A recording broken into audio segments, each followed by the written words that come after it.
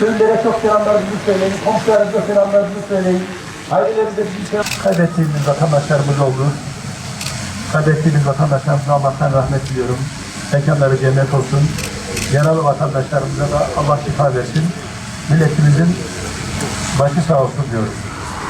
Ancak depremde çok şükür devlet ve millet dayanışması ve kaynaşması çok güzeldi. Vatandaşlarımız hakikaten seferber oldular. Bizler de Sayın Cumhurbaşkanımızın liderliğinde deprem bölgelerinde ve tabii arama kurtarma çalışmaları, sonra çadır kentler, konteyner kentler, kalıcı evlerin yapılması, temellerin atılması hakikaten çok güzel, çok büyük bir organizasyonla vatandaşlarımızı rahatlatmaya çalışıyoruz.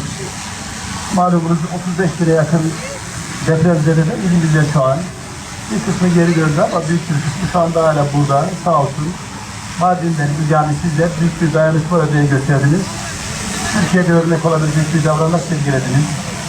Binlerce kamyon, tır, gıdalar, yardımlar çok şükür hepsini deprem bölgelerine gönderdik ve burada da ciddi anlamda katkılarınız oluyor. Hepinize çok teşekkür ediyorum. Öncelikle Mardin'e buradan teşekkür ediyoruz. Allah razı olsun hepsinden. Bugün de inşallah kısmet olursa biz savunma makineleri dağıtım programı için buradayız. Son dağıtımımızı yapıyoruz Akıtı'da. Bugüne kadar çok şükür 1000'e yakın Türk savunma makinesi dağıtımını gerçekleştirdik. İnşallah bugün de Akıtı'lı kişilerimize bu dağıtımı gerçekleştireceğiz. Güle güle kullanın, sağlıkla kullanın. Bunun size en büyük katkısı daha hijyenik, daha temiz bir süt elde edeceksiniz. Daha kısa zamanda işlerinizi bitireceksiniz. Çocuklarınızla, ailelerinize daha fazla zaman ayıracaksınız. Daha fazla miktarda süt alacaksınız.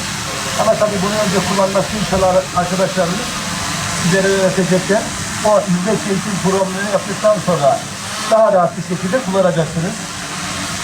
Geldiğimiz günden beri hem Mardin Valisi olarak hem Büyükşehir Belediye Başkan Vekili olarak hem köylerimize, çiftçilerimize hem de şehir kentinde yaşayan vatandaşlarımıza hizmet etmeye gayret ediyoruz.